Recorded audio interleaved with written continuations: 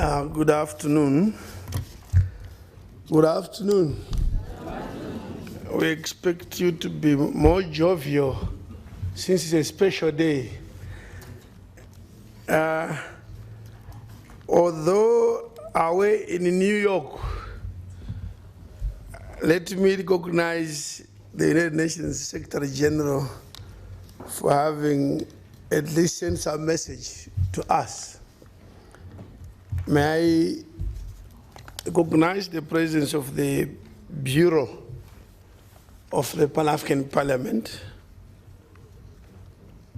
the President of the PAPS Women's Caucus, Honorable Amina Tijaniaya, the Chairperson of the Committee on Gender Equality, Youth and People with Disabilities, Honorable Dao Gabala Mariam, honorable members of the Pan-African Parliament, Excellency, His Excellency, the Dean of the African Diplomatic Corps in the Republic of South Africa, His Excellency Ambassador Andre Zapayeke. And we have His Excellency, the Ambassador of Egypt to South Africa, Excellency Ahmed El Fadli. Any other dignitaries that may be in this room?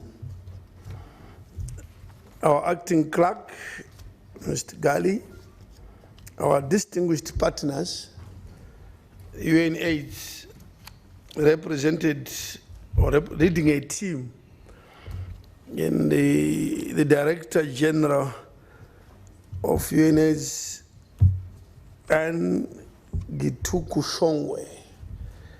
You are welcome with your team.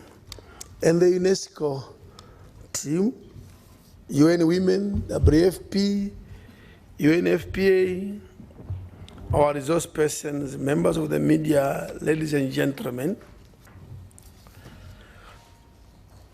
I want to start my remarks by a revealing quotation from Gloria Steinem, a world-renowned feminist, journalist, and activist, who said, "The story of women's struggle for equality belongs to no single feminist or to any one organization, but to the collective efforts of all who care about human rights." This quotation is indeed revealing because quite often in the struggle for gender equality, we lose sight of the fact that the right to equality, equity, non-discrimination is a basic human right in the same mode as the right to life, right to shelter, and right to human dignity. The commemoration of the International Women's Day should therefore be a timely reminder to all of us that to deny any woman or girl or child any rights on the basis of their gender is to subvert the inalienable human right that's accorded to us all by virtue of simply being human. The International Women's Day is celebrated across the globe on the 8th of March as the high point or the climax day in each year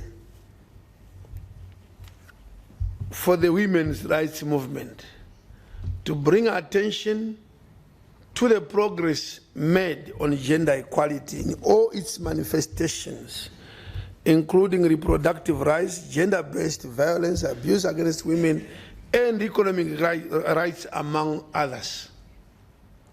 For this year, the theme, and I quote, "For an inclusive digital world, innovation in technologies for gender equality, end of quote. You see, this theme refocuses our attention on one of the critical areas in which women are thoroughly underrepresented. In our quest for accelerated development, in our quest for accelerated economic development, especially in the wake of the debilitating effects of COVID-19 pandemic, the majority of our member states have adopted science, technology, engineering, and mathematics, which is called STEM, S-T-E-M, as a catalytic driving factor in the post-COVID economic recovery. Sadly, one of the major criticisms of STEM has to do with gender disparity in students who graduate with STEM degrees and enter careers related to these fields. Research has shown that women are far less likely to graduate in a STEM degree or enter a career in STEM compared to their male counterparts. African women are even less likely to find the encouragement they need to pursue STEM careers as a result of patriarchal system, which believes that the place of a woman is in the home, not in the science laboratory. A research conducted by the Marville University in the United States of America revealed that the gender gap is especially pronounced in the computer science, with only 19% of computer science degrees awarded to women in 2020. The statistics do not get any better for women in computer science in the careers, with only 20% of computer scientists in 2019 being women. On the occasion of the International Women's Day, therefore, we must disabuse the idea that a woman's place is in the home and give women and girls equal access to education and equal chance to succeed. I am reminded of the words by His Excellency, the President of the Republic of South Africa, President Cyril Ramaphosa, who said, and I quote him, "We must overcome the idea that a woman's place is in the home."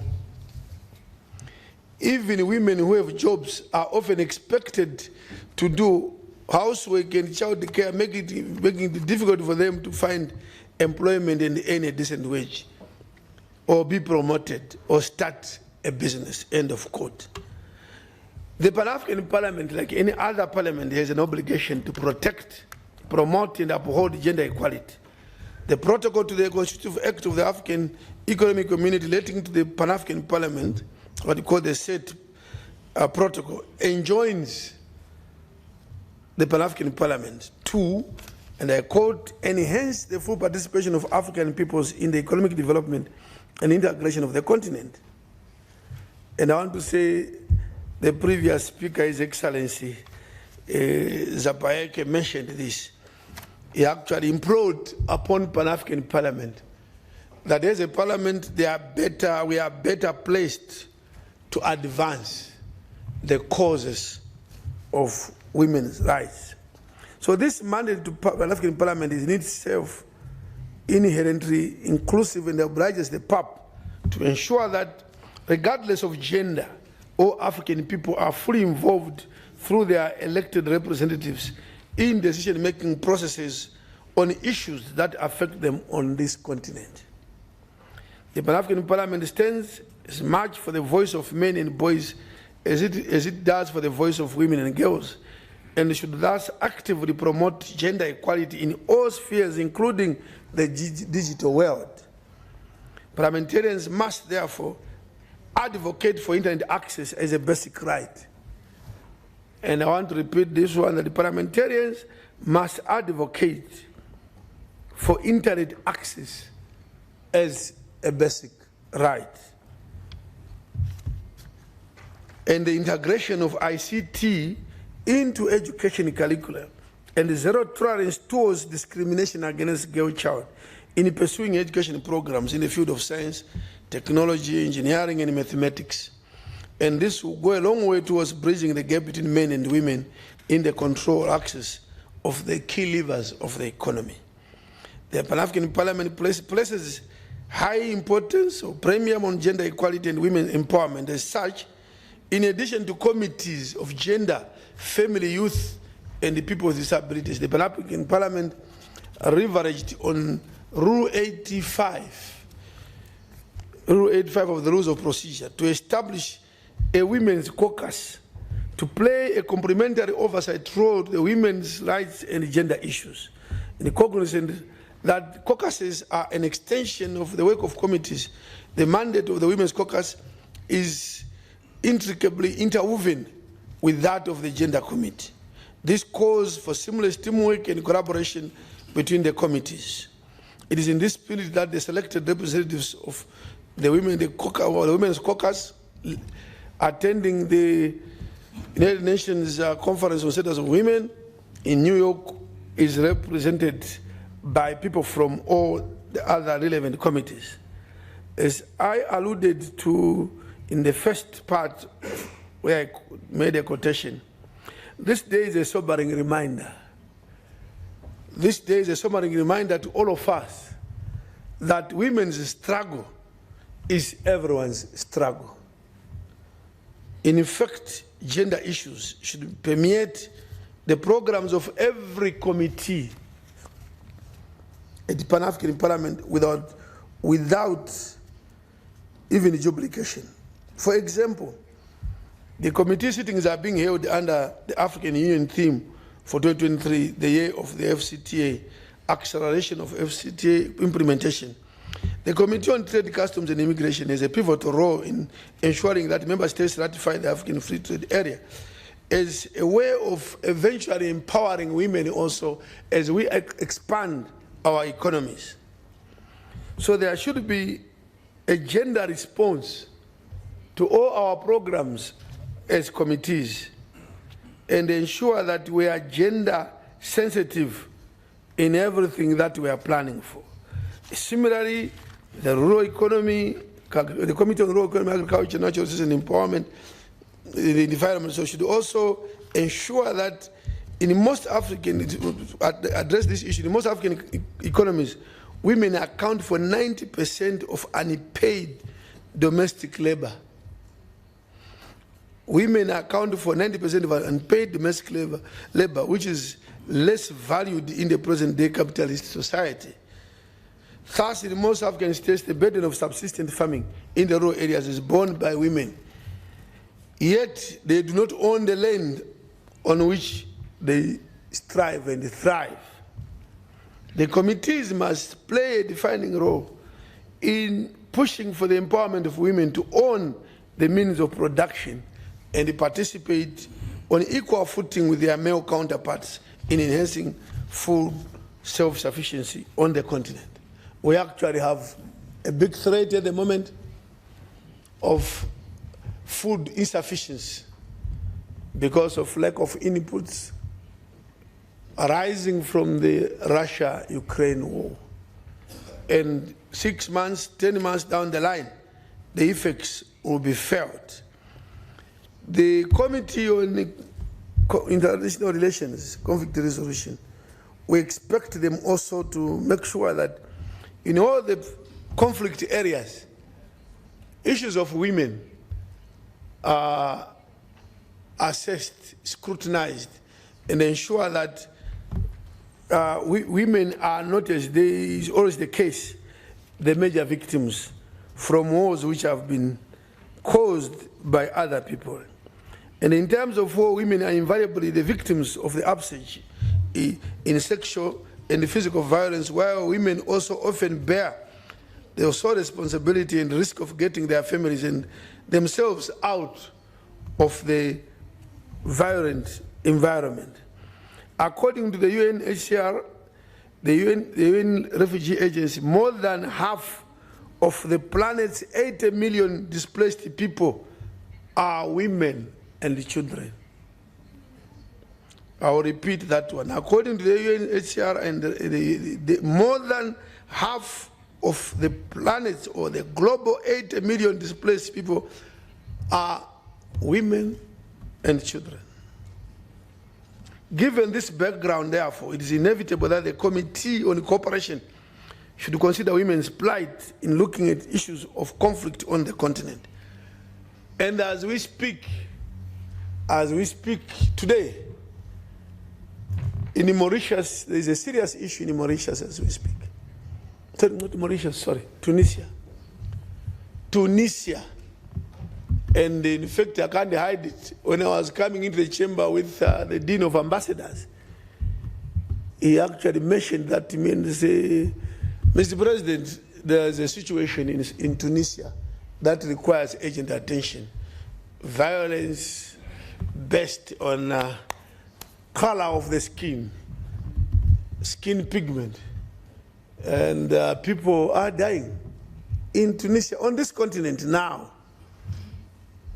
And PAP should do something, because such a barbaric type of conflicts. It's barbaric in this day and the age to fight and kill somebody because their skin is more black, more white, more red, more than the other. It becomes a source of conflict. Let me say that according to the Secretary General of the UN, the then Ban Ki-moon, the then Secretary General, he said achieving gender equality requires the engagement of women and men, boys and girls. It is everyone's responsibility. We as Pan-African Parliament have done a lot in issues of women. PAP continues to play its part to advocate for the ratification, domestication, and implementation of the African Union Protocol on women's rights. Additionally, since its inception, Pan-African Parliament has embarked on deliberate programs earmarked to protect women's rights and enhance gender equality and affirmative action for women across Africa. We have created a space for an annual women's conference every October in this chamber. Every October. So all of you are already invited as I speak. October, all of you are already invited. In October, there is going to be a women's conference so that we continue advancing issues of women. And that cognizant of the impact of the conflict on women and the children, the PAP has also undertaken fact-finding missions to assess the situation of women and girls in conflict areas, including Chad, 2006, Central African Republic, April 2007, Burkina Faso, 2008, Sahrawi Republic, July 2011, and Sudan and South Sudan, September 2012. In order to increase, you see, in 2012, nothing much after because of our budget. Our budget was cut, so we didn't have much money for missions. But in order to increase awareness and eradicate harmful traditional practices such as female genital mutilation, the PAP undertook a fact-finding missions to various member states, including Ethiopia in 2009. It also contributed to the launch of a pilot training program for the African midwives in Sudan in 2012, which was towards strengthening health systems and particularly in the provision of maternal health services in Africa. I'm aware that we are also in the process of finalizing the development of the model law on gender parity, which we hope will be used as a benchmark by member states in improving national legislation to ensure that it promotes, protects, and upholds gender equality. Even the Pan-African Parliament structures reflect the growing recognition and endeavor to uphold gender parity. As we see, out of the 5 bureau members, there used to be 1 woman, now we have 2. They will increase in the future to 3, maybe to 4, maybe to 5, who knows? It's coming one day. So out of the 12 committee chairpersons, yeah, the number is too low. We have 4 women. We are not yet there. But once we realize on such a day that we need to do something, I think the other opportunities in the future, the regional caucuses will try to push more women to positions of chairing. Otherwise, all that is propelled by our conviction and the belief is PAP that women are capable and are worth anything. We shall, as Pan-African Parliament, to ensure that gender parity is a lived reality. We want to walk the talk as Pan-African Parliament. I thank you. Shukran jazilen. Merci beaucoup. Asante sana. Obrigado. Thank you very much.